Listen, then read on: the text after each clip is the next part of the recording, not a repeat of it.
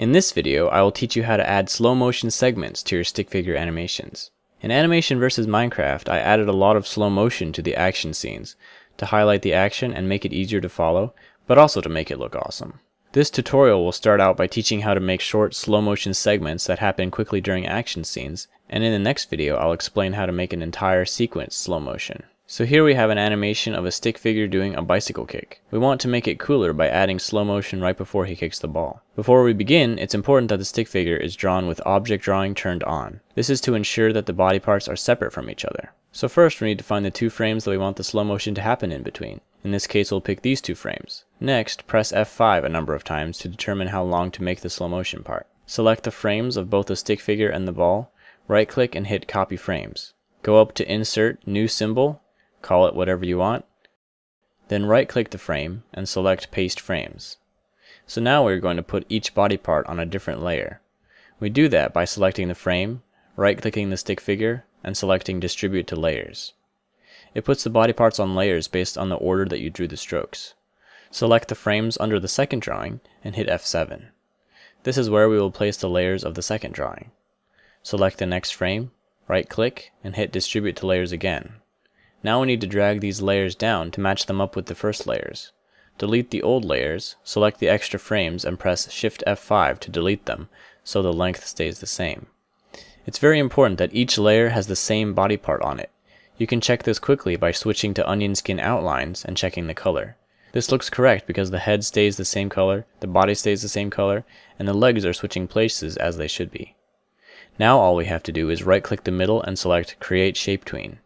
This will interpolate the frames for each body part and give it a smooth transition. When we play it, it looks like not all the shape tweens turned out perfect. In this case, it is happening because there is too much rotation happening for the shape tween to calculate it correctly. If the body parts aren't changing too much but it's still messing up the tween, usually it can be fixed with shape hints. You can learn about shape hints in this video, but since shape hints won't fix this problem, what I'm going to do is take the first leg and turn it into a symbol.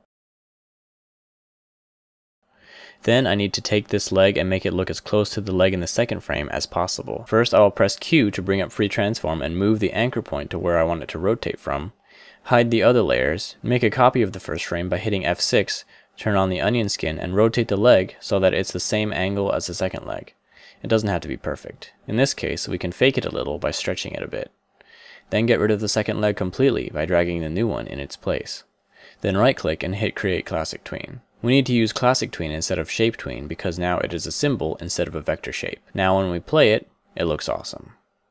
The last step is to add a Classic Tween to any other objects that are moving in the scene, in this case the ball. The object should be turned into a symbol beforehand so it can be Classic Tweened. Right click between the two frames and hit Create Classic Tween. Last, go back to your main timeline and drag the new symbol you created onto the frame that the slow motion begins on. It doesn't matter which layer. Then move the symbol using the arrow keys until it matches the existing frames perfectly. Then select everything, hold down Shift, click the stick figure, then press Delete, and only the new slow motion animation should remain. Then select the second frame that we originally copied, and press Shift F6 to clear the keyframe. Now press play and you should have your slow motion animation. Looks pretty cool. Usually when the two frames are fairly similar, you don't have to do that extra step of creating the whole new leg as a new symbol. But when any two poses are different enough, that's when you have to start making new symbols. When you want to do something even longer, however, the second method comes into play. I'll cover this method in the next video. If you're interested in learning more animation techniques, I recommend checking out Bloop Animation. They've got a ton of very in-depth video tutorials covering not just Flash, but also Toon Boom, After Effects, Maya, and Blender. These guys seem to really know what they're talking about and cover a lot of things that I don't know how to do myself. They're about to release a new course called Animation Foundations, which talks about the fundamental principles of animation that can be applied to any program, and this course is coming out on October 18th. You can actually get this course for free when it comes out if you already bought one of their courses, or if you get one of their courses within the first week that it's out, which means that on October 25th, Animation Foundations becomes full price. Just a heads up for you devoted animators. Click here for more details, and the link to their courses is in the description. Other than that, I'll see you in the next video. Hey guys, today I'd like to officially announce our newest upcoming course, Animation Foundations. I also have a special surprise with this course, but you'll have to watch till the end to find out. So what is Animation Foundations all about?